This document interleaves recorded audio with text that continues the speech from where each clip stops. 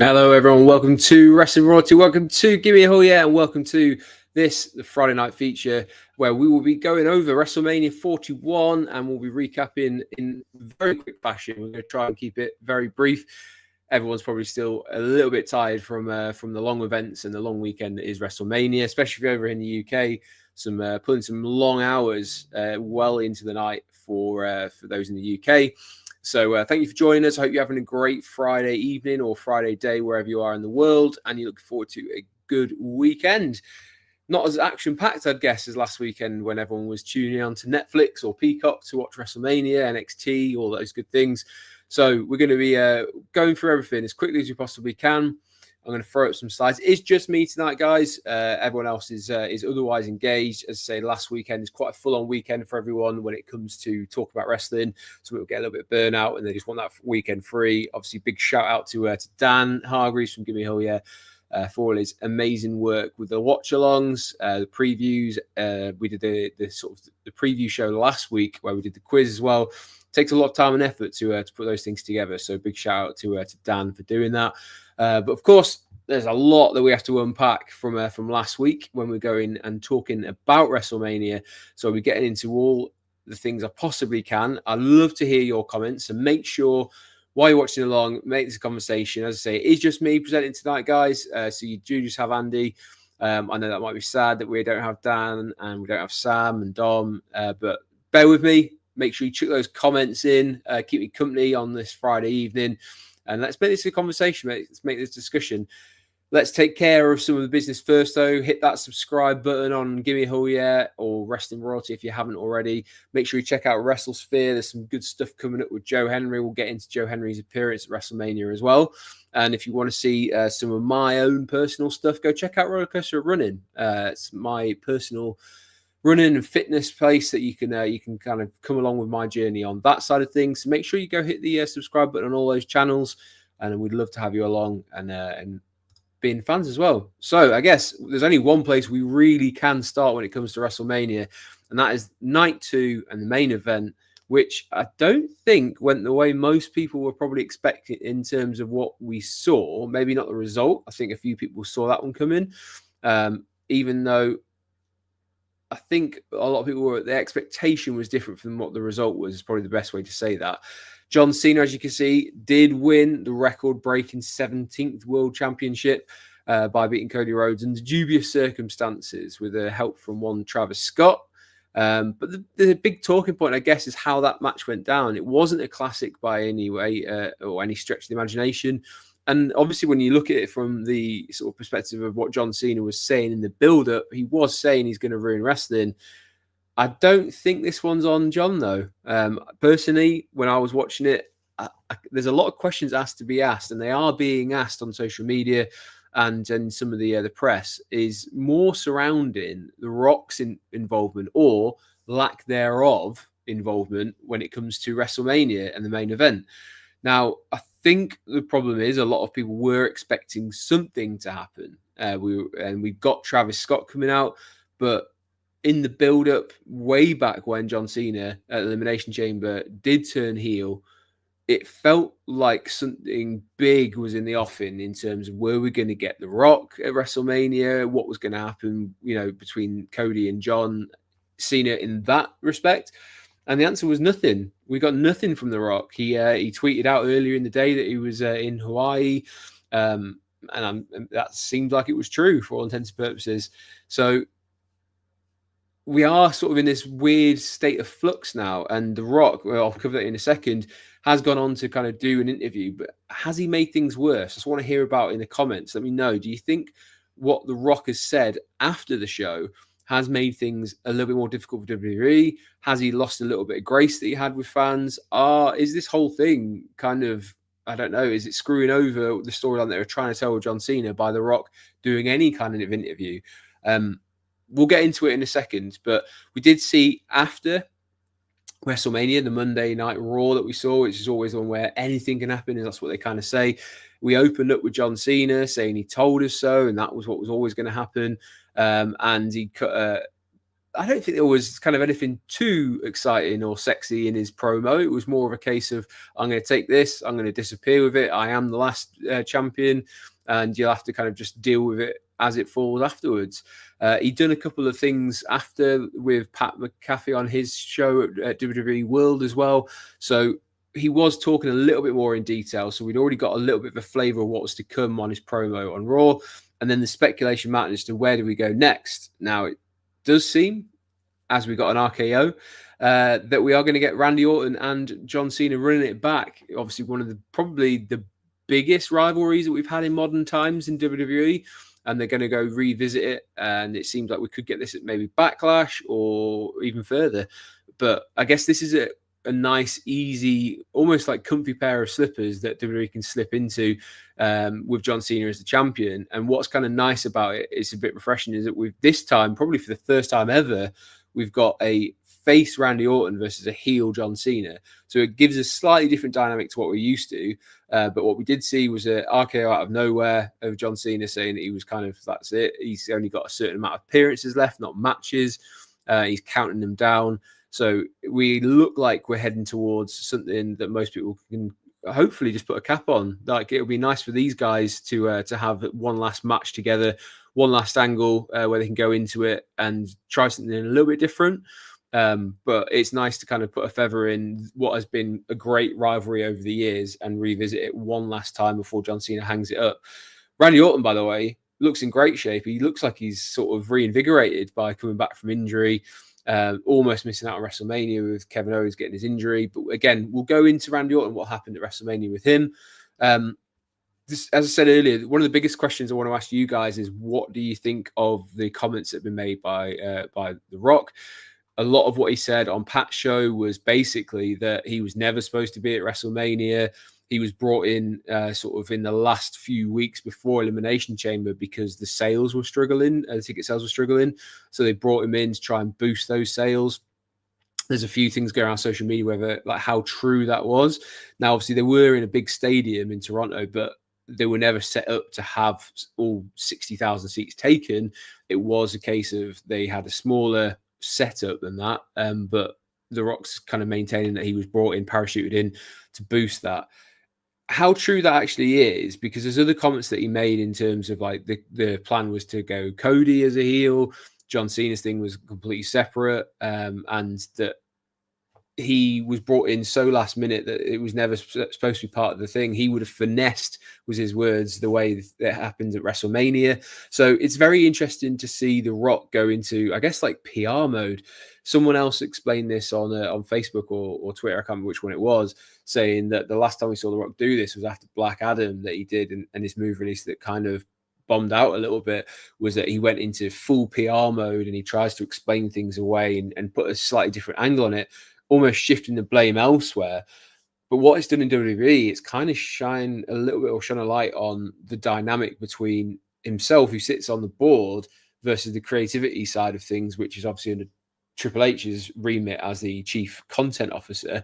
So that, again, I don't think the way he shifted the blame is going to work here, because it almost shifts it into a way and somewhere that you don't want it to, because they're the guys who are there week in, week out. The Rock's not. And it seems like The Rock, when he comes in, has a different idea and he wants them to run with it. And then they're kind of left picking up the pieces. So that's just how it feels. As I say, he is director of the board on the board for TKO Group, overseeing it. There's kind of like different teasers that he's done recently on videos, whether it be a New Japan wrestling shirt that he had on with a Rubik's Cube. But he did this one. Then he sent out a tweet to one of his critics, I think it was on the Busted Open channel, who had kind of been very vociferous about that interview with Pat in particular, saying like, why has he done this? And, you know, basically just saying everything's a work, it's always a work, which I guess opens up a bigger question for WWE is, are they lifting a little bit too much on this backstage stuff and the process behind it? Now, we know there's this whole Netflix series coming where they are going to be showing you behind the curtain and in the creativity process that Triple H seems to be integral to on the show. I don't know if I'm a big fan of that. Like, I'd kind of like, it's just an understanding that we've always had is that, yes, we know what wrestling is, but we don't need to see it. That's what obviously where this sort of kayfabe stuff came from, is that they're just killing it off. So it's a very interesting time to be a wrestling fan and a critic or a podcaster or whatever you want to kind of call it, because there's so much content going around and there must be a demand for it. And whether it's come from Netflix's side or from WWE's side, I don't know. But I would be interested to see what you guys think as well. So leave us a comment and let us know. Do you want to see the stuff that's behind the curtain? Do you want to hear about the politics in the moment? Because it's very different to when you watch Dark Side of the Ring documentary down the line, because then it's all finished. There's nothing that can kind of change. You can't kind of lend your voice to that. Whereas this is something that's happening right now, and we're kind of seeing it play out in front of us. So I'm very interested to see how this plays out moving forward, where it's almost starting to feel like The Rock versus Triple H in this sort of vacuum together.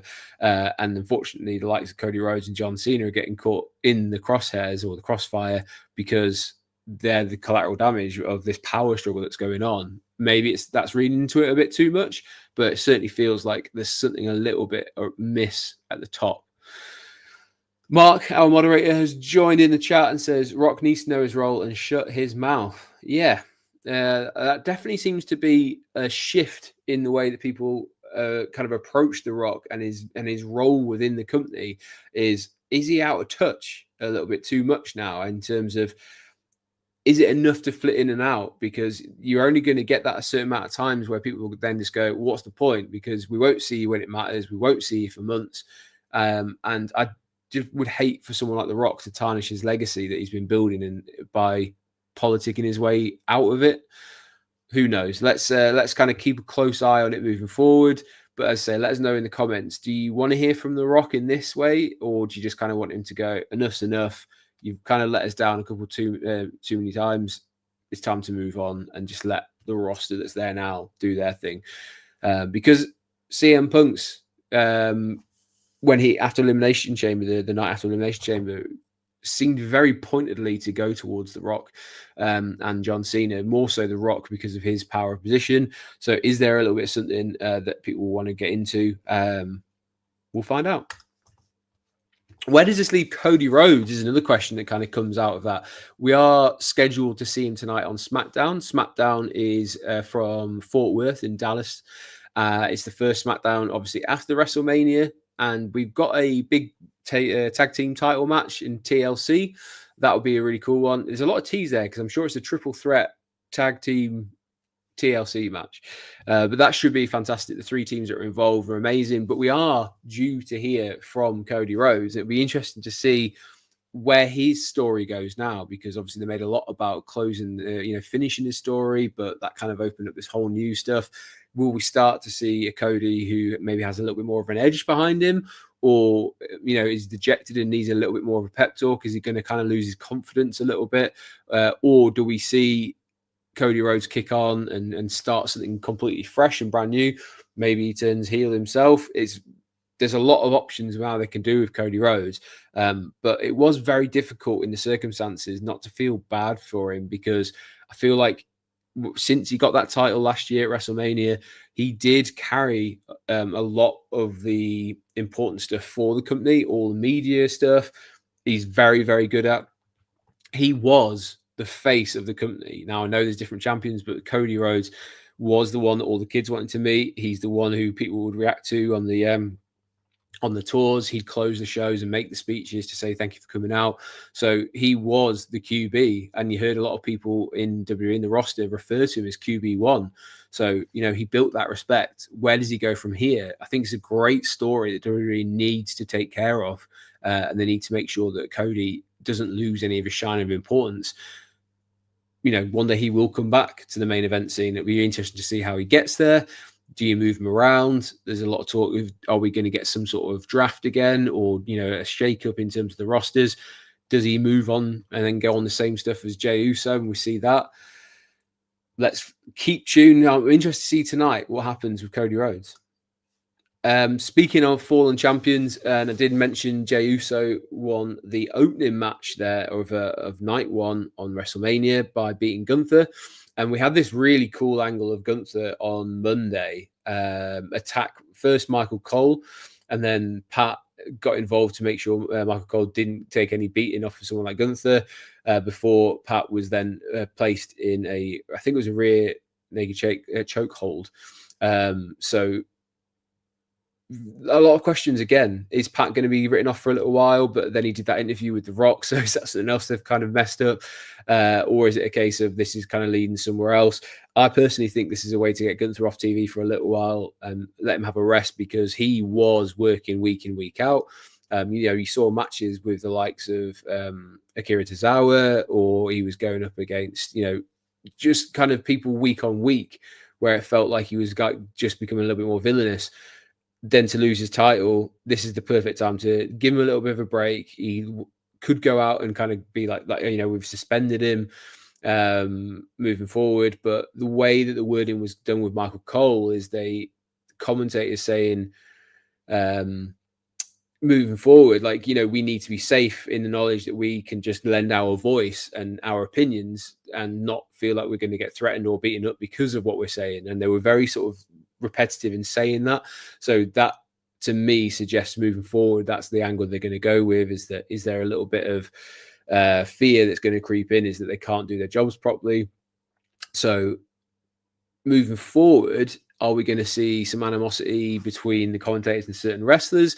Because the one thing I would say is I did feel, from a sort of, I guess, like outsider's perspective, Michael Cole was saying some pretty incendiary things to someone who would be pretty upset and annoyed that they lost their title. And it did feel like he was kind of goading him into like, well, you can't touch me, even though I'm going to say stuff that I know is going to wind you up. So I did find it a little bit strange that, yes, you can't attack people, but at the same time, is like, you can't just say things and then not think there's repercussions in WWE, because there's going to be. But I don't think it's going to lead to just a straight sort of one-on-one match between Gunther and Pat. Mark's said there, this is probably how they're going to bring back Goldberg. Now, obviously, Goldberg has said that he's still got one more match on his current contract, and he wants that as his sort of retirement match. This is sort of a match that's been mooted for a while, is Goldberg versus Gunther. A lot of people wouldn't have been happy if the title was involved, but could you just get a sort of exhibition match? I don't really know if Goldberg's the sort of last bastion of, of good faith towards outsiders like Michael Cole. He's never seemed to be one that would sort of stick up for people. Even back in the NWO days, I thought it was more about like he was protecting himself and didn't really sort of care about others. He's never seemed to have been a team player in that respect. He's sort of a lone wolf, as it were. So I don't know. I don't see how that would go around to Goldberg coming back. But hey, if it gets that last match done and over with, and he can kind of have that moment, then he did a lot for WCW, and he's had moments in WWE as well. So I wouldn't begrudge someone of that stature having their final moment. And if it's against Gunther and that's what he's requested, so be it. I just don't understand how we would get there personally. So, Mark, let me know in the comments, what's your sort of thought process between getting from here to a match with Goldberg? He says, true, but if Gunther was going after legends every week, I guess so. Like, it's nice in itself, and I think it's probably a discussion to have another time, that Michael Cole is being referred to as a legend. He's definitely paid his dues, and he's got to a place where he's in rarefied air. He's been around for so long. There's some stats that go around about he's actually called at least one match in the last, is it 5 decades? 90s, 2000s, 2010s, 2020, or 4 decades, sorry. So he's been around a long time. And I even remember when he used to have his sort of like his little highlights in his hair and was almost bullied on the microphone backstage by The Rock, Big Show, etc. So he's come a long way since then. So it's cool to hear Michael Cole being referred to as a legend. Let's move on to some better things, I guess, in terms of, or more positive things. The opening match for night 2 for me was probably the best. The 2 triple threat matches, because we had the night 1 main event between Roman, CM Punk, and Seth Rollins. We'll get into that as well. And then this triple threat, effectively back to back, because it closed and then opened. I thought this match was spectacular. The pacing of it was great. It was exactly what WWE needed to put on to get people pumped up for the rest of night 2. this just went a million miles an hour, and I thought all three looked fantastic in it. Io coming out with the win, but Rhea and Bianca getting moments in there and kind of telling that same story of Io was always pushed out, and those two were trying to have a moment together. But I thought they, like, off the rip, they set the pace and the tone for night two, which I think for the majority of it, night two absolutely knocked out the park. Main exception being that main event where it probably just wasn't booked quite well enough for my taste. I thought there was some of us if they could have done with or without The Rock. So for me, this was definitely the match of night two, very closely followed by the Intercontinental Fatal 4-Way match as well. Mark says would have made more sense if they did this one Mania Night 1 than Jay versus Gunther. Yeah, possibly. Like, I think the idea though was having the sort of the women's and the men's title matches split up evenly onto each one was probably the way they were going. I wasn't mad at this opening because I think it was not even just a palate cleanser, but it was a sort of like just right off the rip, getting people excited and getting that crowd going. Because I guess when you're away overnight after the night one, you might have a dip of people just trying to settle back into it and find the groove again. Coming out all guns blazing like this just gets people pumped up again. On night one, I still maintain, rather than open with Jey Uso versus Gunther, it was a cool moment for him to be winning the title as the opening match. But personally, I think they should have had the triple threat TLC match that they've got on tonight on SmackDown as the opener. Again, you'd go into it hot, you'd get people like amped up straight off, because a ladder match at WrestleMania just feels special. And I feel like they were missing something like that, especially on night one, that just got people amped up and the crowd just ready, because Triple H has spoken a lot about having the right sort of pacing throughout. And I feel like night one just didn't quite resonate and get that pacing right, whereas night two just felt up and up and up. So they did a really good job on that sense. Mark's got another comment here. I think the main event was meant to suck. Remember seeing his words, he wanted to ruin wrestling. If they did a good or great match, then that statement would make no sense. That is true, and I've heard that argument. But what I would say is that doesn't make sense from the perspective of Cody, because Cody, for me, has always been about entertaining the fans and kind of making sure that he's like the quarterback and you know, the captain of the team. Now, he could have just basically, like, yes, every single time he was trying to do something, John Cena could roll out the ring, or, you know, but there was things in that match that just didn't make sense. There was a moment when Travis Scott came out where John Cena was kind of holding him to allow him to slap John Cena. Now, that would have been a disqualification. It makes no sense even in that storyline, because why would John Cena throw it away just to get Travis Scott to slap Cody Rhodes? We haven't had any reason as to why we'd think that is a logical thing to do. So there was just so many things like that within it, which I just think it was probably just sloppy, and it was just wasn't well put together. I thought the way they were going to do it was obviously that line that Cody kept saying is it's 2025 and you still can't wrestle John Cena. I actually thought we might have seen something a little bit extra to go, all right, he's proven a point, he can, and then just go back to being John Cena as doing his usual stuff. That would make sense for what you're trying to say there, but I do get it. I think it's an interesting point to make. Mark says, now we'll just swap the tag titles, SmackDown on Mania and Raw ones on Raw. Yeah, like it. Again, that's another one where I think people were probably expecting something to happen, because we've seen New Day versus War Raiders a lot. So why did we then see it again? It didn't make sense, because other than the title change happening, there didn't seem to be an awful lot of heat behind it, unless there was going to be something from Big E substantially happening. We just didn't get it. So it was such a shame to kind of the New Day to get the ire, I guess, of Twitter and social media as well. ZZ or ZZ says it felt a bit of a letdown, presumably towards the main event there. Do tend to agree with you. Just need a little bit more from that one, but not from this match. I thought this is great. And the fantastic thing was they then threaded this through into Monday Night Raw, and we got this great match and this great moment of seeing Stephanie McMahon, the NXT champion, come out and challenge and say, I want to fight the very best. Io coming out with the win is the best. So they had this match. I think this is such a great spot to put Stephanie in because people were excited on the night to see her. There was a lot of buzz around it. She had an NXT match against Roxanne Perez the following night. I think that might translate into some viewing figures for them, but also prepping the crowd ready for when Stephanie arrives onto the main roster. She looks a star. Like her match, the Fatal 4-Way on the NXT Stand and Deliver card, was arguably the best one of the night. The tag team match was great as well, and the main event delivered. But I've personally thought the Fatal 4-Way women's NXT match was fantastic, and wouldn't have looked out of place on the Mania card. But these two having a little bit of time as well on Raw was great. And then we also saw Julia and Roxanne Perez get involved before Rhea Ripley made the save. So we know the stuff between Rhea and Io is not over yet. And it'd be interesting to see where Bianca goes because she has to go back to SmackDown. But where does that leave the NXT girls that have come in? Are they going to keep appearing? Are we going to see some sort of tag match? Will we see Steph and Io versus Roxanne and Julia? That's a match that I could get behind. Seeing Julia versus Io Sky would be fantastic. And just seeing, just all these different kind of things that are being woven at the moment with the women's roster, especially with the NXT side of things being involved, is really, really cool. And let's have more of that because I think the crowd really responded too.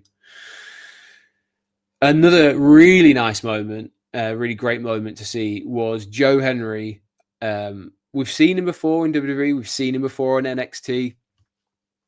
But seeing Joe Henry in front of 60-odd thousand people at WrestleMania on the biggest stage of them all was a great moment. As I've said a number of times to friends, Joe Henry is someone I've seen in Newcastle wrestle at a brewery in front of a couple hundred people.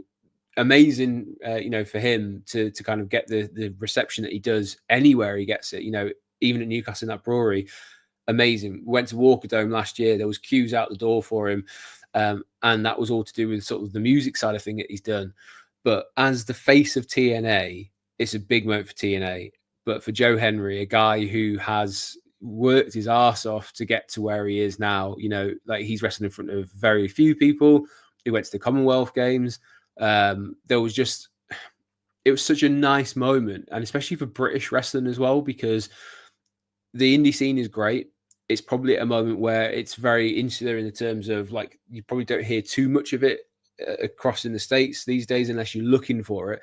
So for a flag bearer for someone like TNA to be there and a flag bearer for the British wrestling scene as well to get this kind of moment and that pop, like people were singing along to that song. They knew it. So that's such a special moment. A lot of the chatter out is that Randy Orton handpicked Joe Henry from a list and that he wanted it. The way that they kind of acted together, Randy looked like he's having great fun, which is really cool to see as well. So awesome moment for everyone involved there. Mark said word was going around it could have been Jeff Hardy.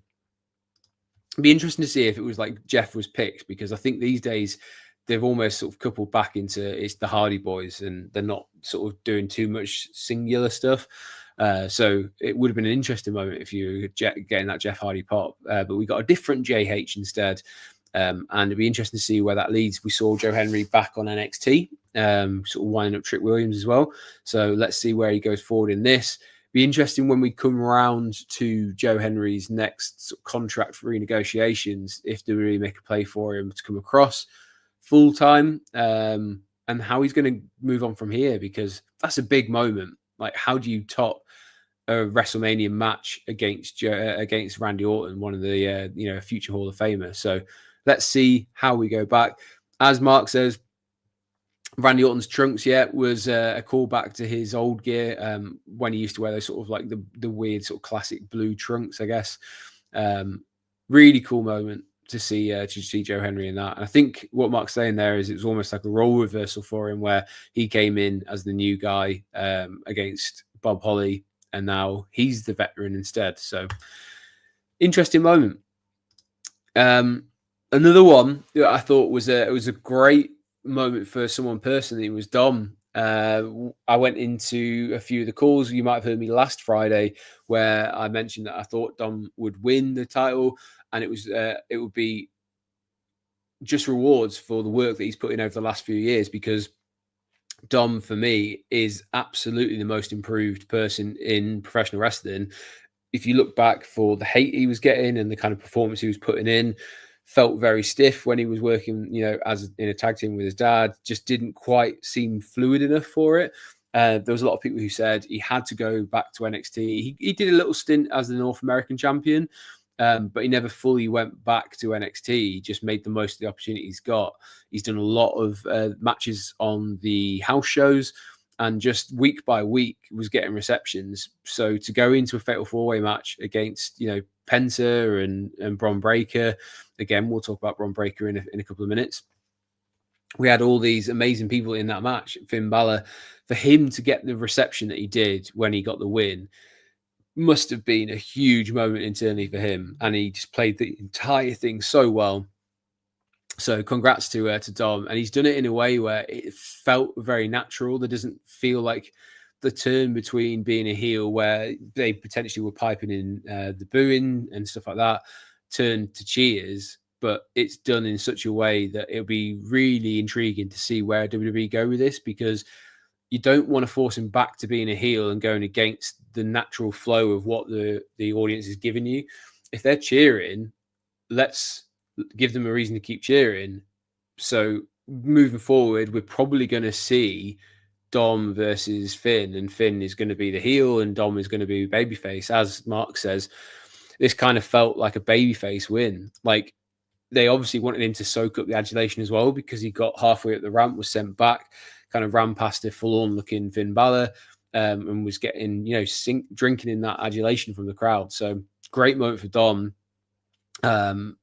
Very young still. It'd be interesting to see where he goes, how they're going to handle his title reign. I think they'll make him a sort of Kurt Angle-esque, where he's just sort of slimy champion, where he sneaks wins and gets in and out. But Kurt Angle never, when he was in that run, never really got the same sort of reception that Dom's getting in the crowd at the moment. So let's see where we go forward.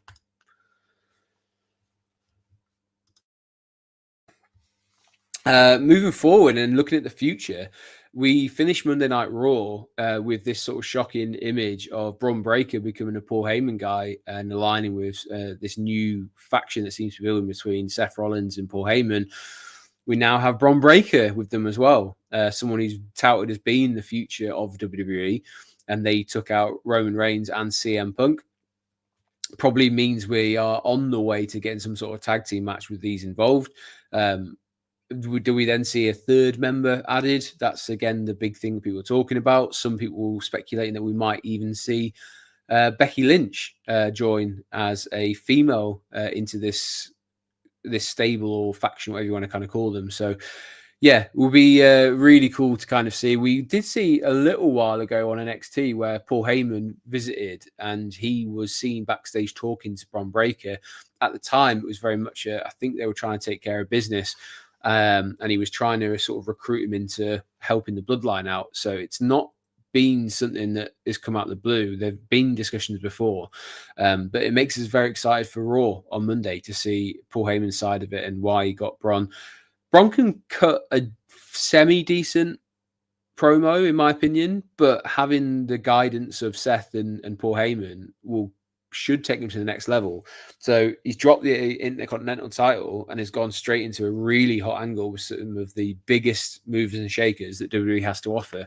This is a great position for him to be in, and I think he's just going to improve week on week being involved with this caliber of superstar as well.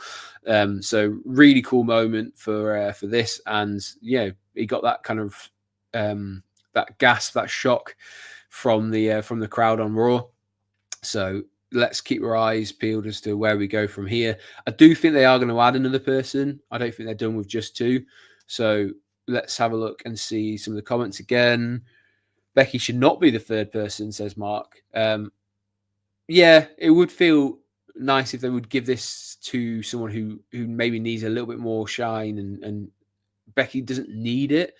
That would just kind of keep a husband and wife close, which you don't need to do. Like, they've never had to intertwine too much before, unless it's been a sort of forced tag team. I know going back, they had a match against Lacey Evans, but I just think maybe leave them separate, especially as Becky started that new heel turn on Raw, going against Lyra Valkyria. So Yeah, I would be all for it. Mark, who would you prefer to see instead? If they are adding a one of the women's division into this, who would you rather see instead of Becky? This has to be do or die for Bron now. He's had a lot of opportunities. I wouldn't say he's in the same category as someone like Lyra Valkyria, though, who to me has had so many things go her way and opportunities. You know, having that first women's IC title, having a big WrestleMania match, now getting the tag team championships, having them take away. They put her in with Becky Lynch.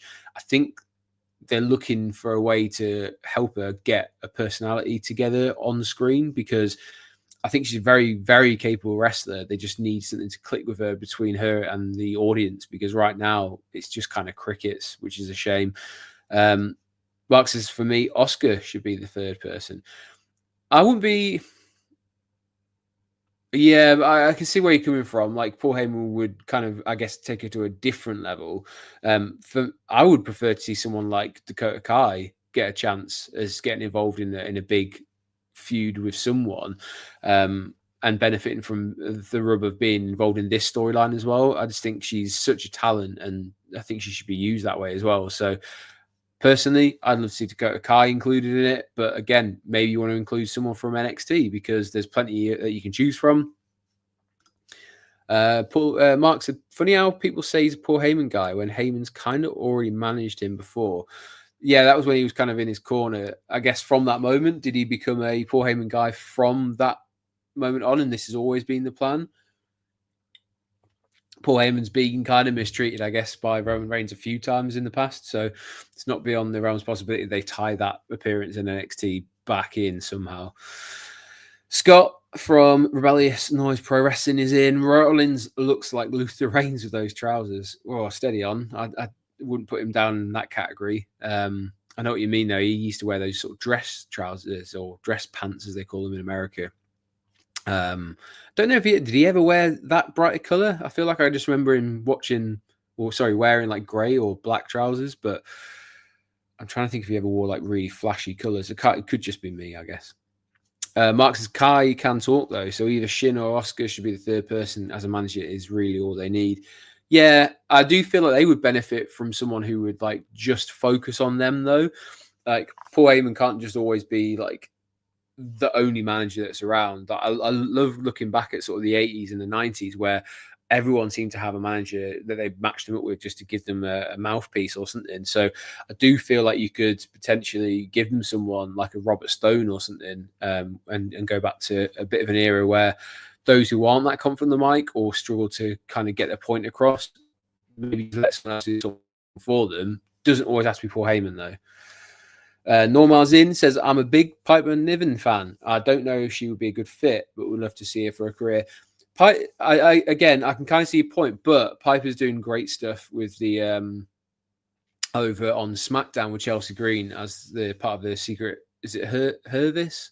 They call it, with Our Fire as well. So there's some good stuff going on between those guys, and that obviously is going to lead somewhere in the future.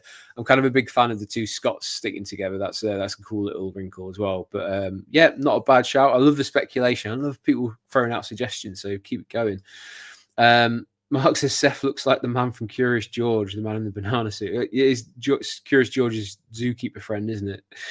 Tom says, thank you for being so kind to me. Well, thank you for being so awesome, Tom. If you haven't checked out Tom's channel, go check out Tom Talks Rubbish, because he actually talks a lot of sense, but he does get to interview all the movers and shakers in the wrestling media, and you can get to know a little bit more about that as well. So yeah, go check out Tom Talks Rubbish. Go give him a subscribe and watch some of his fantastic videos as well. You can see myself and the other guys who present over on Give Me a Hole Yeah, as well as people like Sean Ross Sapp. Lots and lots of content you can go check out on Tom. You can see what it's like to be involved in wrestling media. Some great stories to be told.